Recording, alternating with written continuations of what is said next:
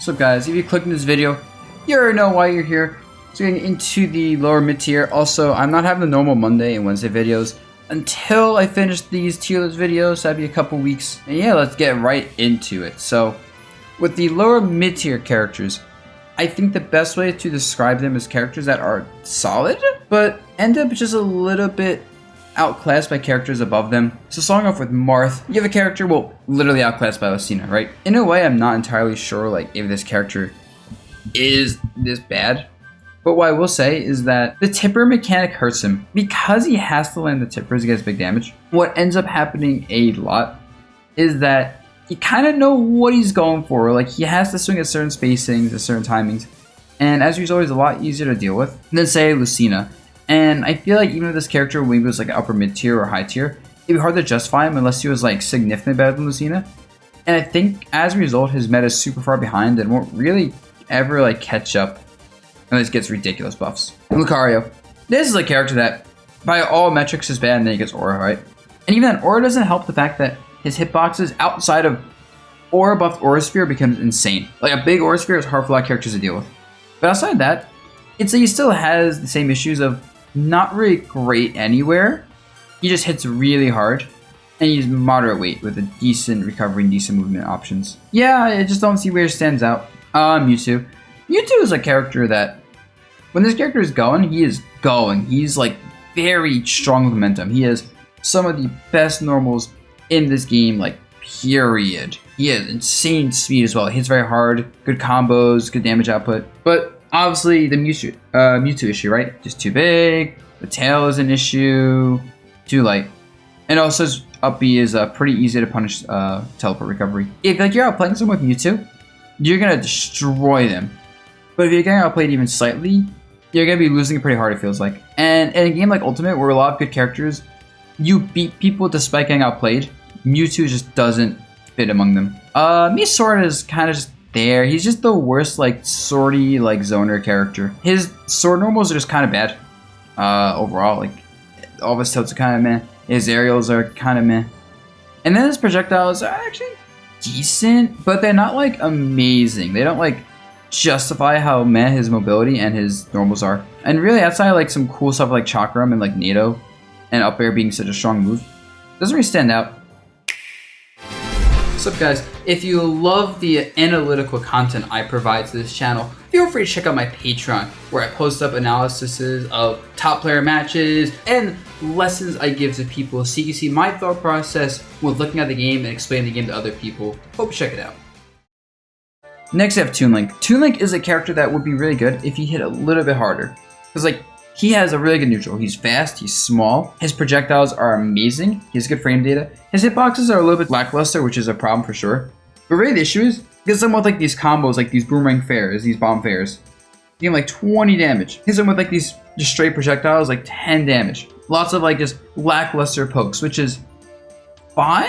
Like it's still a competent game plan because the neutral is good. But it adds to the fact that his recovery it's a linked recovery, so it's not that great. He has trouble landing because his hitboxes aren't that good there. And even the ledge game is a problem for him. And it's like, you have to just outplay people. Like, you have the tools to win neutral a lot, but you have to win it so much more than your opponent to rack up the damage for the most part. Unless you get like these really juicy like bomb fair conversions near the ledge, which is not reliable. And then Pit, both pits have the same issue.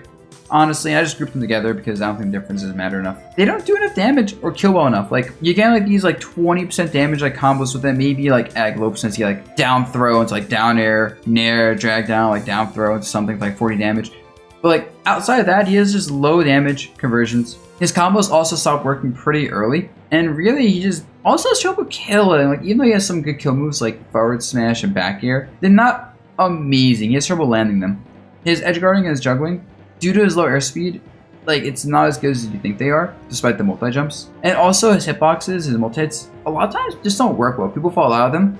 And that inconsistency on some of his multi-hits, especially up smash and nair, really holds him back. If the characters did a little more damage or killed a little bit earlier, he'd be a much better character, or the multi-hits actually worked. And Corrin is entirely held back by not the best ground moves, because even though her aerials are insane, her ground moves are not that good. And then mobility, just too slow. Mobility is always been key in Smash, always been key to being a good character. And when you're slow and you can't force people to approach you with like an overwhelming game plan, you get camped out super hard. You get punished by fast characters running around. You get punished by zoners throwing projectiles. You get punished by characters with more range just swinging at you. And so Corin has like good aerials. Not being able to deal with all that stuff, which is what most characters in this game have, is just too much of a problem. Duck Hunt, I think people are gonna be a little bit mad about me putting him here, and I see why. If I'd like make like kind of a split in this part of the tier list, definitely between like Duck Hunt and Corin is like my split. So Duck Hunt's actually a pretty decent character who has a similar issue to like Toon Link and the Pits, where you're just not doing enough with his hits. Like he has some decent conversions with up airs and side beam can, but they're not enough. He can get like, he can lock you down and shield with this stuff as well, especially Gunman, but he's not doing enough damage unless he's getting very specific combo starters. He's not killing well enough unless he gets like really nice like combos or like certain reads that aren't easy to get in good players. And I feel like he just doesn't end up getting enough reward off of the hits despite having a really solid neutral. But then you add in the fact that he gets overwhelmed and disadvantaged pretty badly. And unlike Snake, who's heavy enough to afford trading with the explosives a lot to stop combos, Duck Hunt can't afford that because he's not heavy enough. So those trades really hurt him sometimes. And then Banjo is just a zoner that doesn't have any like thing special going for him. Egg is a pretty good move. I think Timeout Banjo could honestly be a pretty solid character, but no one's willing to do that. So just a theory. And then his grenade is funny. It's like better for the opponent than him because he's so laggy when he pulls it out that by the time he gets to it, it's going to explode very soon, so he can't do much with it. And if the opponent gets to it, they can use it against Banjo very well. And I would say he has nice attributes. He's kind of small and he's decently heavy. Not that fast, but it's fine. And then also Side B is this funny move where it's super high reward, but it's too much of a risk. And in a game where a lot of good characters have high reward, low to moderate risk options, Side B stands out as like this giant red flag of like avoid this and punish him for it. And yeah, he just doesn't have any like super cheesy, saucy things in a game where most characters have some BS. Now, Meat Gunner is another example of that. Like, the zoning is good. I will say, ledge trapping with grenades is super BS because, like, you force someone to shield, you grab them for free, covers off options. So, the character's ledge trapping in some matchups is insane. And her zoning can be really strong. But then there's a lot of characters who just, like, hit her and she can't do much. And abuse the fact that her zoning is good, but it's too low damage, too low kill power. That keeps being an issue, right? Too low damage, too low kill power. Not enough BS to compensate for it. And that's honestly Meat Gunner's issue. Because otherwise this character is a very well-rounded zoner. Then you have D.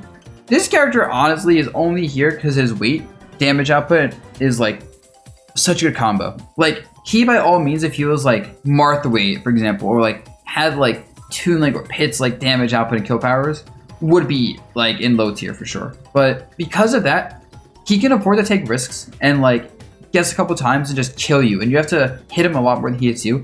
Combine that with the fact that he has disjoints because of his hammer, means you actually can't just swing at him for free. You actually have to like space well. Gordo's another projectile that's like, can't just swing it for free. You have to time away, you gotta space away, you gotta respect it. He destroys shields. Ledge trapping is super busted. Multi-jumps are nice because it gives him lots of tools to escape disadvantage and even approach, because if you try anti-airing him and you time it wrong, he just does multi-jump over you and does like fast fall in the air. You can get a lot of damage off that. So it's a little bit scary to like try and commit versus him sometimes. And then K. Rool, another heavyweight zoner, hits hard, can take risks, blah, blah, blah. His recovery is a lot worse though, so that's a big issue. His weight doesn't matter as much, but he has armor, so he can like mash through buttons in a way DDD can't.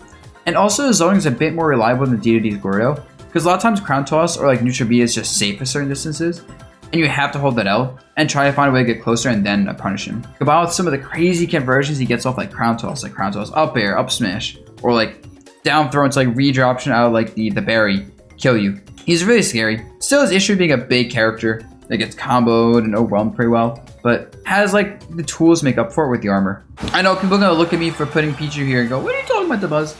But this character just doesn't fit into Ultimate. It's like, even though he's fast, his hitboxes are too small. He has to contest with all these big hitboxes and projectiles. And he's just too light. That's just it. It's too light. You can't be super light, have meh damage outside of these big combo strings, which hurt yourself and stop working a lot of times at mid to high percents. Outside of specific ones like up throw thunder, or is it down throw thunder, whichever one it was. Combined with honestly Shogun that kills sometimes. Especially when someone's above you, like he has up smash, but it's like not easy to hit someone with that. The risk score is never in his favor. The fact that he basically loses stocks off one neutral interaction in a game where most characters lose off 2 to 3 at like high levels of play. And also in a game where defensive play is getting better and better, This character hates longer games because of his self-damage attribute for a lot of his good attacks, but a lot of characters force those longer games, and that's a problem. Bayo. Bayo is this character where she's so close to being good. If she had a slightly better neutral, like if she had some tool to reliably open people up, she'd be good. But like, grounded side B is too punishable. Aerial side B is solid, but it's not like, it punishes people for jumping and not knowing the matchup. You know how the jump versus her neutral, it's hard to hit people with that. Even though her combo game is really strong, she can set kills, do a lot of damage, set edge guards. Her disadvantage state's also pretty good because of her side B and her up B stuff. And because of bats within, at which time also makes it hard to hit her. She's just very tricky to hit, but it's not enough. I will say though, because she has witch time, she can make people afraid to swing and get in that way. Because it's so scary to swing at her when you have like 50% on yourself when she witch times something. But it's so risky because if you bait that out, you can punish her hard. And if you bait out like bats within because she's spamming air dodge or spot dodge or roll out of pressure, you can punish her pretty hard. She's also really easy to grab because of how bats within works. She basically can't bats within grabs, but bats within is the first like 5 or something frames of her stuff. So it's surprisingly easy to grab her, and that's a big issue in some matchups because so many characters get so much off of grabs. And then tether grab characters exist. But like, she's honestly might be upper mid tier. She might be better than this. And then Villager is kind of just the result of a character that doesn't fit into Ultimate well, I'd say. He doesn't have enough range. His zoning doesn't force people to approach. The fact you can just punch through his forward air and his back air when it's not super close is a huge problem. Lloyd takes too long to set up. Honestly, I should probably put the character lower, thinking about it.